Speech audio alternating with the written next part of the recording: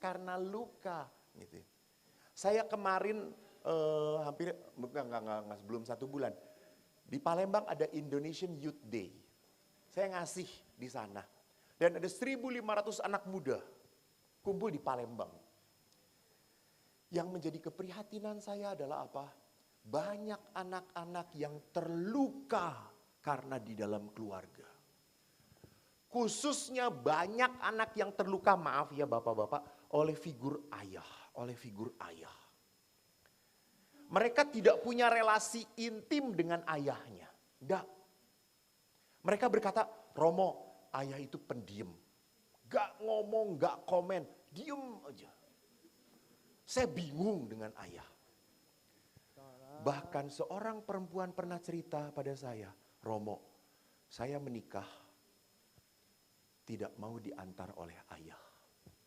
Padahal kan kebanggaan seorang ayah toh bisa mengantar putrinya ke depan altar. Ini putrinya gak mau sama sekali. Sampai ayahnya minta-minta, no dad. I'm really hurt with you. Saya gak bisa. Saya merasa kau selama ini bukan ayahku. Saya gak punya papa.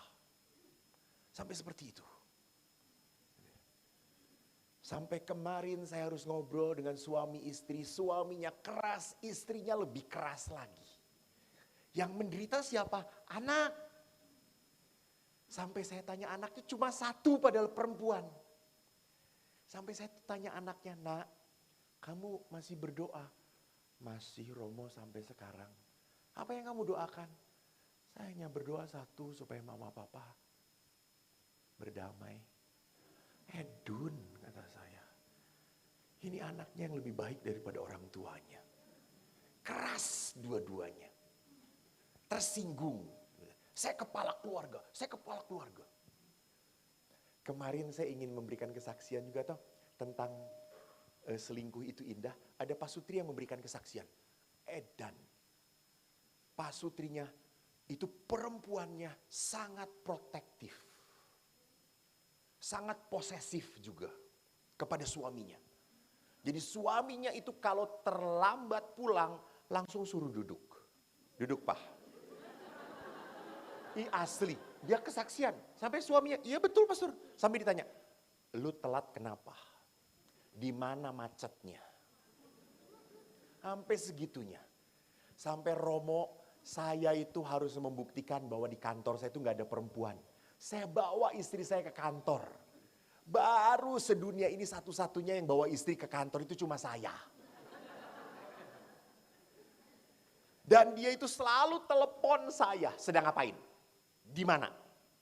Sampai saya pernah Romo nyetir, saya itu dengerin radio, di radio itu penyiarnya perempuan. Si istri telepon, lalu istri berkata, itu suara perempuan siapa? Penyiar, kata dia itu.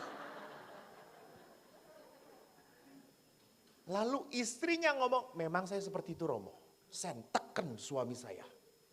Saya keras pada suami saya. Saya tidak mau suami saya bohong pada saya. Enggak ada itu.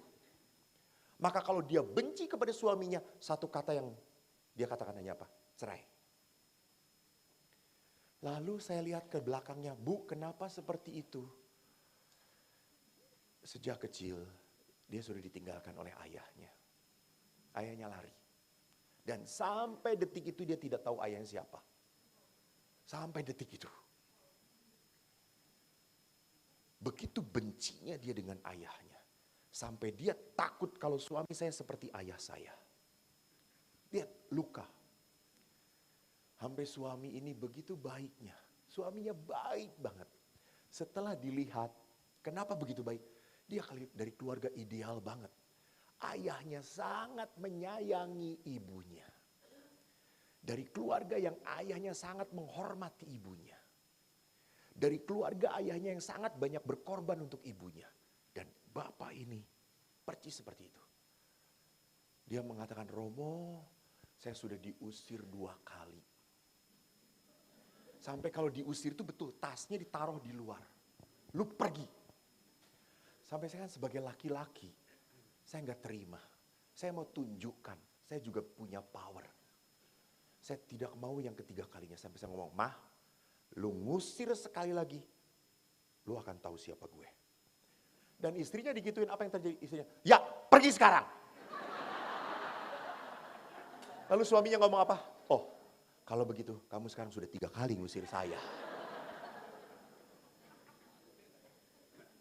Lalu si bapak itu sempat sampai suatu titik, Romo saya tidak tahan lagi.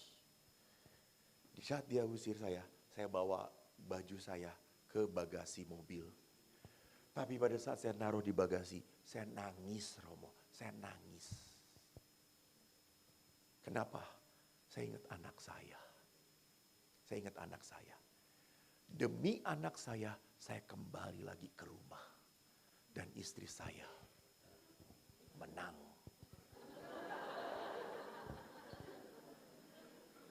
Saya tetap mengalah. Dan akhirnya mereka dibereskan lewat marriage encounter. Mereka akhirnya menjadi hebat. Istrinya jadi berubah, berbeda banget. Jadi lihat di sini, kalau luka tidak dibereskan mempengaruhi.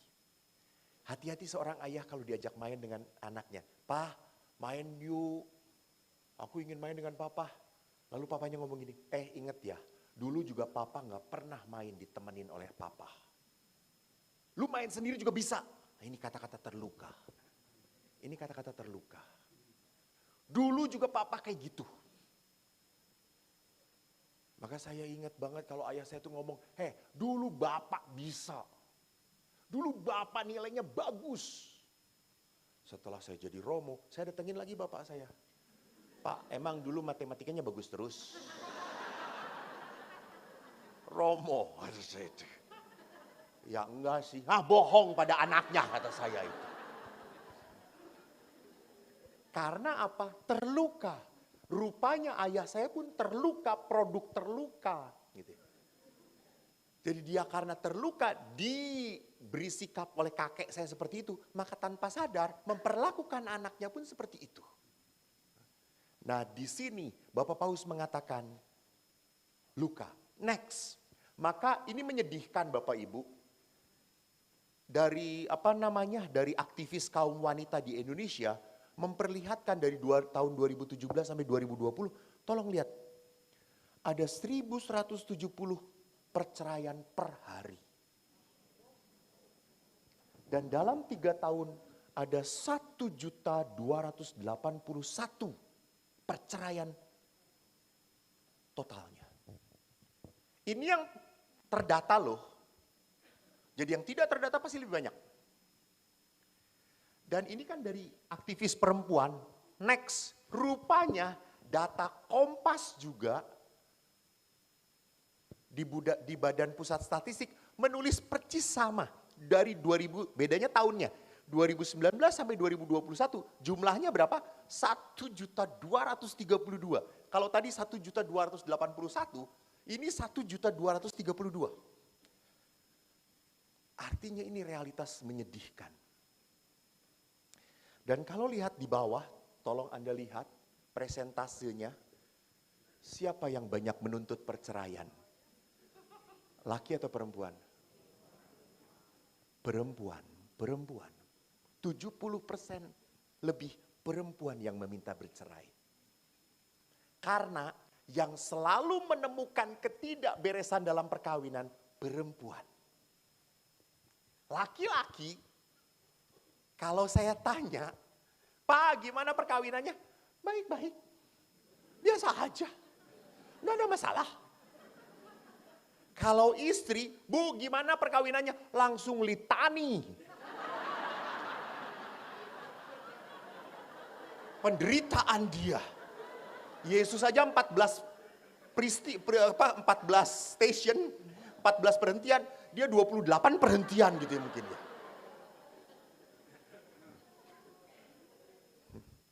Saya selalu ngomong, kenapa suami selalu mengatakan, saya tidak punya masalah, tidak punya masalah. Karena dia sumber masalahnya, jangan-jangan gitu ya.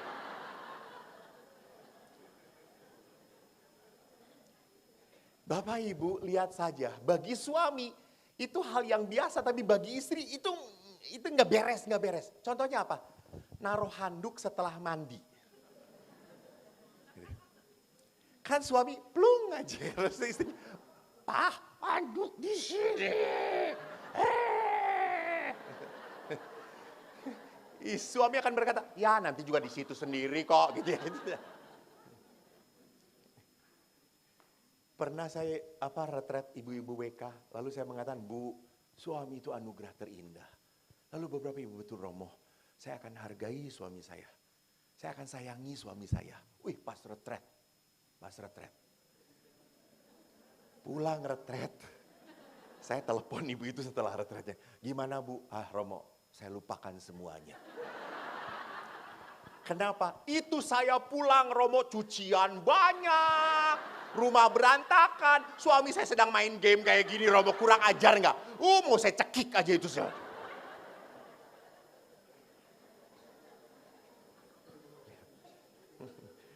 Bagi istri ini berantakan, bagi suami is okay lah, nggak apa-apa lah gitu ya. Karena suami tahu Yesus juga dulu lahirnya di kandang Bethlehem, saudara-saudara gitu ya. Jadi kalau rumah berantakan udah biasa, Tuhan hadir di tempat berantakan. Karena lihat, itu berbeda. Cara berpikir laki-laki dengan perempuan juga berbeda. Perempuan tuh jelimet, hal kecil dipikirin. Coba Pak, kalau Bapak mau pergi dari sini ke Jogja, rekreasi. Siapa yang nyiapin baju-baju? Istri. Dan istri di matching-matchingin. Lu hari ini pakai warna ini ya, lu warna ini, lu warna ini. Semua. Bawa makanan, siapa yang bawa makanan? Istri. Tempat perhentian untuk kencing. Istri. Ini Shoppian, stop Shoppian. Istri. Suami itu kan tinggal nyetir. Istri bukain jeruk, Pak, nih jeruk. Nih minum. Suami itu cuma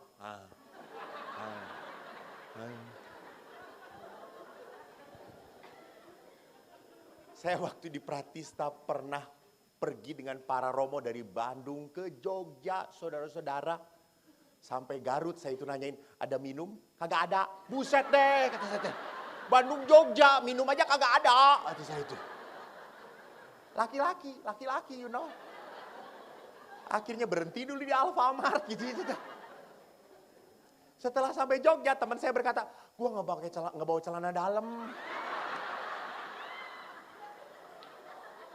Tapi lihat bagi suami apakah masalah celana dalam A, B, C, D, bolak-balik side A, side B. Nggak masalah. Dikepret-kepret gitu juga. Semua bakteri keluar.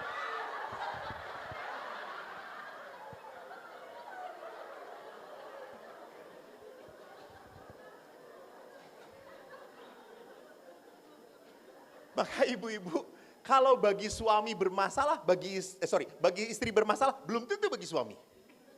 Itu. Maka mari kita lihat, next kita lihat. Bahwa perkawinan itu seperti hidup imamat, rohaniwan, harus punya cara hidup yang berbeda. Jangan hidup setelah dan sebelum menikah sama aja, nggak bisa. Dulu saya sebelum nikah kayak gini Romo, tapi setelah nikah kok kayak gini? Ya memang itu harusnya. Kalau kamu nggak mau seperti itu ya jangan kawin. Maaf, tidak setiap orang lahir ke dunia dengan kemampuan untuk menikah. Dan. Belum tentu. Maka tolong jangan maksa anak-anak kapan kawin. Emang kawin itu gampang. Yang susahnya itu bertahan coy. Kawin gampang. Yang susahnya mempertahankan perkawinan itu. Dan kalau anak Anda mendesak anak Anda menikah kapan? Mama ingin udah punya cucu, kapan? Akhirnya dia akan menikah sembarangan. Menyedihkan. Banyak kasus seperti itu. Tanya pada para Romo. Kami menghadapi. Karena apa? Didesak, dipaksa. Ya di dalam penyelidikan kanonik jujur, enggak akan jujur dia. Dia tutup-tutupi demi sebuah upacara perkawinan, demi menyenangkan orang tuanya. Capek ditanya terus Romo. Itu. Maka the way of life ini harus sama dengan tujuan perkawinan. Next. Perjanjian perkawinan, ini dalam kitab hukum kanonik, dengan mana pria dan wanita membentuk antara mereka kebersamaan seluruh hidup, ingatin, kebersamaan seluruh hidup. Jadi perkawinan itu tidak ada, ini masalahmu, itu masalahku. Masalahmu ya masalahmu, enggak. Masalahmu masalahku juga, masalahku masalahmu juga. Ini kebersamaan.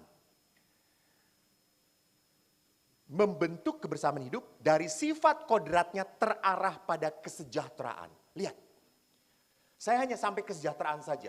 Tidak akan sampai kepada kelahiran dan pada pendidikan. Next. Nah, kalau tujuan perkawinan demi kesejahteraan, maka kesejahteraan itu hanya bisa terjadi, kebaikan itu hanya bisa terjadi kalau kita punya batasan dalam perkawinan. Tidak seenaknya lagi. Pertanyaan saya, boleh enggak suami Anda ikut reuni? Bagaimana kalau ketemu, boleh enggak suami Anda ngobrol dengan pacar dia yang dulu? Tuh lihat, gila. Enggak ya.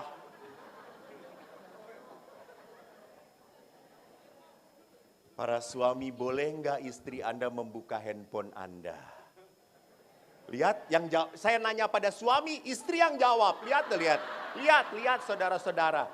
Tuhan ampunilah mereka Tuhan. Mereka tidak tahu batas Tuhan. Langsung boleh gitu ya. Ibu-ibu, ingat, bagi seorang suami, Anda membuka handphone sama dengan mereka harus ke pengakuan dosa. Beratnya. Jadi ini ada batasannya. Maka relasi pun ada batasannya. Relasi antar pasangan batasnya bagaimana? Di mana boleh dan di mana tidak. Harus diomongin. Sejauh mana kamu main dengan teman kamu. Maka relasi orang tua dengan anak pun ada batasnya. Setelah anak sudah menikah, cukup Bu, jangan atur-atur lagi. Karena salah satu penyebab perceraian adalah campur tangan mertua. Dengerin. Maka pasangan yang paling bahagia itu Adam dan Hawa. Karena tidak punya mertua.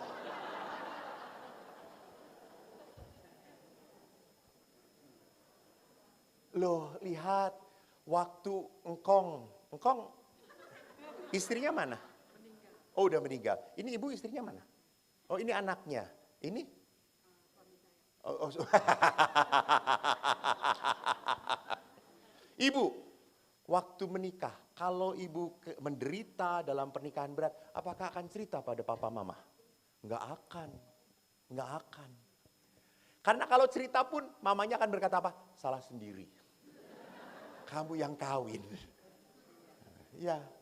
Tapi anak muda sekarang kalau udah menikah, menderita, langsung ngomong kepada mamanya. Dan mamanya kan gak tega. Dulu Romo dia gak pernah menderita. Dan sekarang dia setelah menikah dengan dia menderita. Udah kalau udah gak tahan lepasin, ngapain. Kan harus bahagia. Lihat setan itu siapa? Itu. Campur tangan. Ada batasan.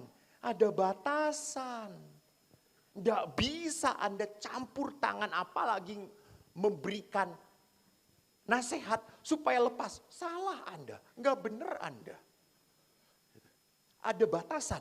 Sama relasi pasangan dengan orang lain. Sama. Kamu boleh punya sahabat, oke.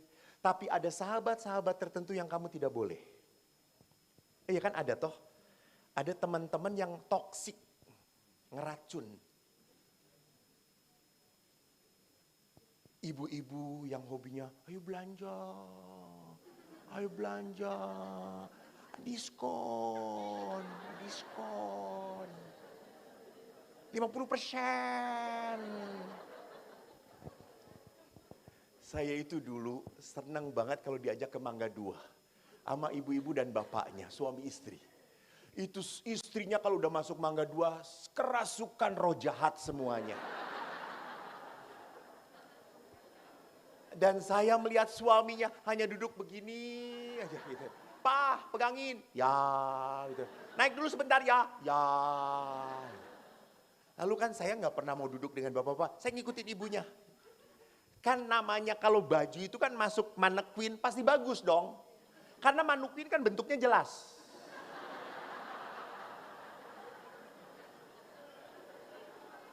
Masuk ke ibu itu jadi nggak jelas bentuknya gitu ya. Tapi si ibu itu maksain, bagus nggak Romo, bagus nggak? Lalu saya ngomong, enggak, udah jangan dibeli. Romo nggak tahu seni memang gitu ya. You know, mak bukan untuk dinasehati saudara-saudara. Mama hanya untuk didoakan.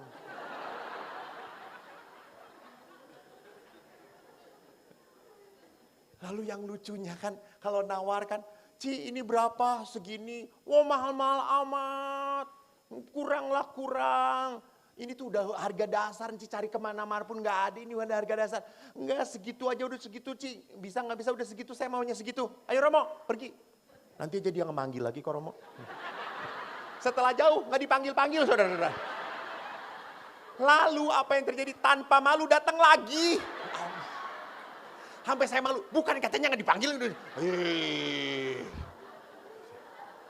Itu ibu-ibu saudaraku. Makalah kenapa pilihan bapak-bapak untuk duduk adalah benar. Gitu. Jadi perkawinan demi kebersamaan dan demi kesejahteraan, maka harus ada batasan. Batasan rela. Next. Perlukah batasan itu? Atau kita berpikir, kita kan sudah tahu tua toh, udah nggak perlu ngomong lah, kita sudah tahu sama tahu. Sudahlah kan kita sudah bisa berpikir mana yang boleh dan mana yang tidak. Halo, setiap perasaan orang berbeda, ya atau tidak? Nggak bisa, harus diomongin. Bagi saya biasa aja, bagi dia kok menyinggung. Ya. Bapak-bapak ingat, jangan pernah, tolong dengerin. Jangan pernah ngomong kepada istri Anda gendut. Jangan. Itu menyakitkan, betul. Menyakitkan. Jadi kalau ditanya bagaimana ibu, diberkati Romo. Karena saya paling jengkel kalau potret dengan ibu-ibu. Karena potret dengan ibu-ibu, ibu selalu ngomong, dan ngelihat dia dirinya, kelihatan gendut nggak? Enggak, saya nggak mau kelihatan gendut. Padahal udah gendut, kata saya itu. Udah Bu, biar nggak kelihatan gendut, ibu di belakang saya, kata saya itu. Pernah udah 4 kali, abis saya jengkel. Kan ibu-ibu kan namanya juga ibu-ibu. Apa yang penting gua senang gitu. Potret udah 4 kali, baru dia. Nah ini baru bagus gitu. Terus saya lihat, memang si ibu itu kelihatan slim. Kurus, tapi sayanya blur.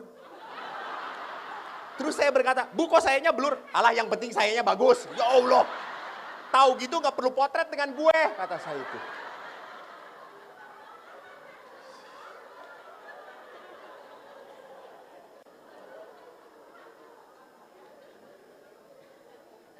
Jadi apa yang saya mau katakan, perasaan kita tidak bisa diduga. Tidak bisa diduga. Dan kita lihat next, kenapa kita perlu terpal batas? Next. Ya. Ini lihat dalam lingkaran. Dalam lingkaran perkawinan itu tidak mungkin, tidak mungkin bulatannya menjadi satu, nggak boleh. Tidak boleh perkawinan itu sampai kehilangan kepribadian, nggak boleh. Memang lingkaran yang saling bertemu makin lama harus makin banyak, betul. Tetapi tetap kepribadian suami adalah suami. Kepribadian istri adalah istri. Tidak boleh jadi kehilangan kepribadian. Jadi perkawinan itu bukan jus. Mangga campur alpukat. Rasanya. Mangganya nggak ada, alpukatnya juga nggak ada. Nggak bisa. Jadi perkawinan adalah 2 lingkaran yang makin lama makin membesar kebersamaannya, tapi tidak menyatu. Tidak boleh. Tetap harus ada diri saya juga. Itu tapal batas. Maka ada batasan bahwa suami pun boleh punya waktu sendirian. Istri pun boleh punya waktu dengan teman-temannya. Ini. Next. Nah, kalau tidak ada batasan, akhirnya apa? Tidak ada kehangatan. Karena tidak ada batasan, akhirnya kita tidak perlu ngomong satu sama lain. Betul atau tidak? Nggak perlu diskusi, nggak perlu dialog, nggak perlu berbicara. Udah kita TST, tahu sama tahu. Kita tahu sama tahu. Akhirnya apa kalau tidak ada batasan? Penuh salah pengertian. Tadi.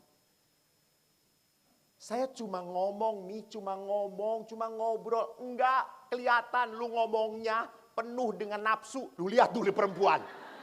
Buset, gitu ya.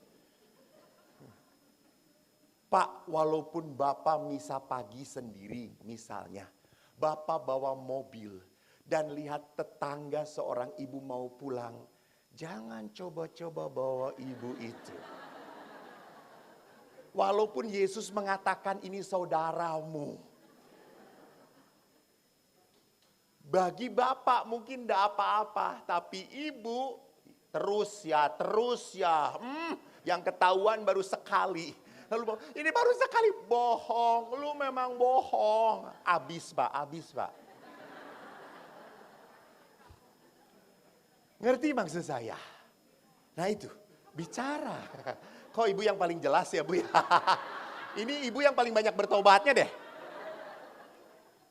Harus dibicarakan supaya nggak salah pengertian. Kamu boleh bawa ibu itu asal ibu itu dengan anak-anaknya. Asal ibu itu dengan suaminya. Oke. Asal ada saya. Oke. Aman kalau ada saya.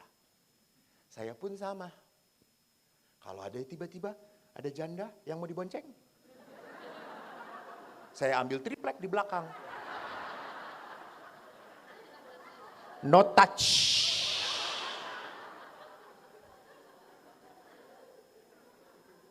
Anda tahu saya bonceng janda yang tahu langsung Bapak Paus. Ada batasan. Jadi batasan itu perlu. Next. Maka apa? Kesepakatan bersama. Tentukan batasan toleransi. Mana yang boleh dan mana yang tidak. Halo, jangan mengatakan, kok seperti anak-anak ya? Hey, hidup bersama memang harus diatur. Kami pun sama sebagai seorang imam. Kami punya aturan. Makan ada di rumah. Karena kami punya komunitas. Jangan pikir seorang Romo itu harus kunjungan umat. Kalau Romonya sering kunjungan umat, jangan-jangan dia tidak akur dengan Romo yang di rumah.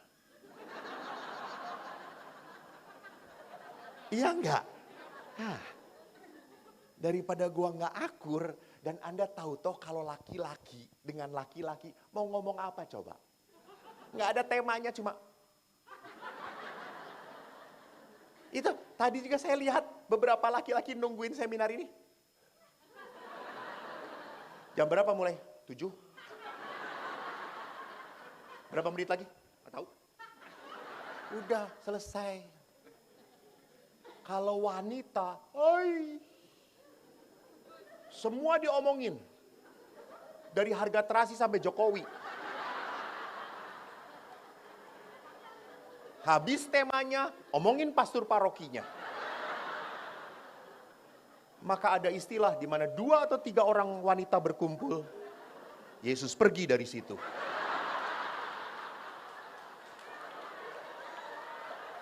Karena percuma nggak akan didengerin itu Yesus.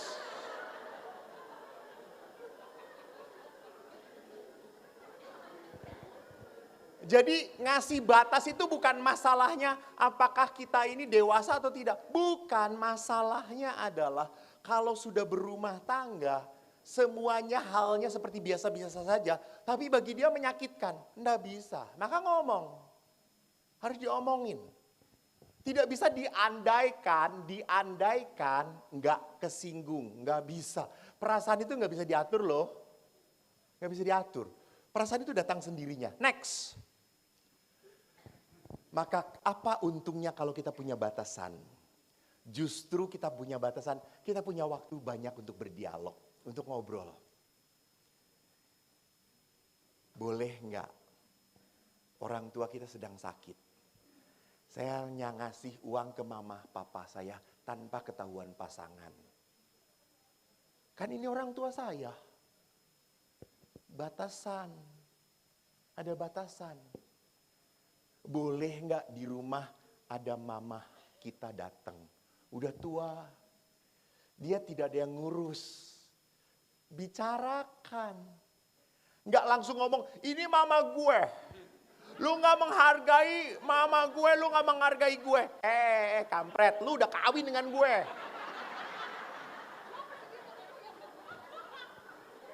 Lu harus ngomong dengan gue.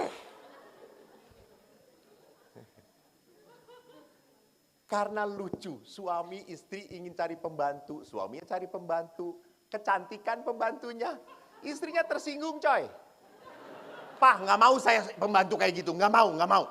Kenapa? Dia lebih cantik dari gue. Itu lihat.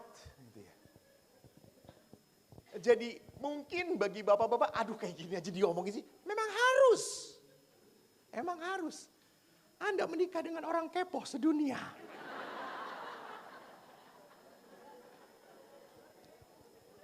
Dan kalau dibicarakan itu berarti apa? Anda semakin tahu apa yang diharapkan pasangan. Bapak Ibu, Anda tidak menikah dengan malaikat. Kalau Anda masih manusia, ngomong. Menyonyo.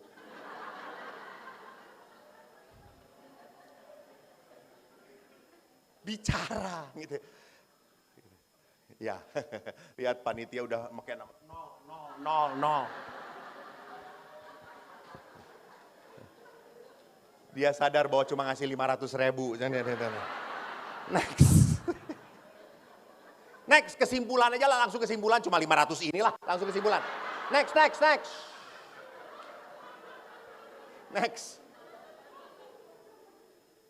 Oi.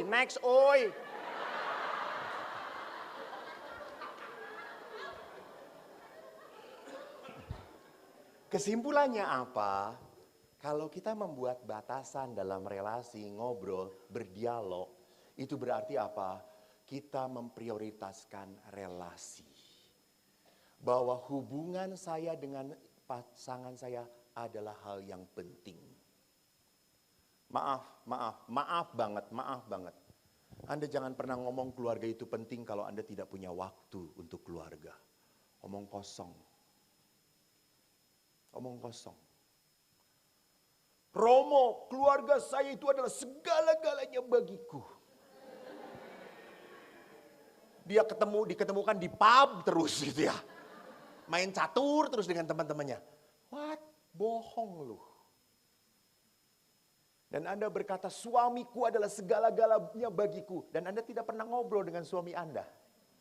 Hei, tipu-tipu. Enggak. Jadi kalau kita berelasi, itu berarti apa? Keluarga adalah segalanya. Ibu-ibu, bapak-bapak, bahkan apa? Anak pun tidak pernah boleh menjadikan relasi Anda hilang. Enggak. Karena bagaimanapun setelah Anda membesarkan anak Anda tinggal 2 lagi tuh. Semuanya pada pergi. Saya ingat adik saya itu kan dosen di Boromius, Akademi Perawat. Suaminya itu di Departemen Pekerjaan Umum. Kerjanya di Kerawang. Seminggu sekali pulang. Keponakan saya itu masih kecil. Kalau suaminya pulang, adik saya itu langsung memeluk suaminya. Suatu saat saya datang, lalu keponakan saya lihat, terus dia lihat, Pak De, lihat, pelukan. Dia iri. Apa yang terjadi? Dia langsung menyelinap di antara mamanya. Dia diem. Nah itulah cinta yang benar. Anak itu ingin merasakan kehangatan cinta mama papanya. Bukan cinta dari mama, cinta dari papa. Bukan. Anak ingin merasakan cinta, kehangatan cinta Anda berdua. buah dari relasi Anda berdua. Itu yang mereka ingin rasakan. Yang kedua, membangun tapal batas berarti mengajak pasangan untuk berelasi juga dengan teman-temanku. Untuk berelasi juga dengan rekan-rekanku, keluargaku. Jadi jangan sampai berkata, "Nih, aku gak mau ketemu keluarga kamu. Gue udah sakit hati." Please, jangan pelihara luka batin. Anda orang-orang yang sudah diselamatkan. Jangan hidup dengan luka.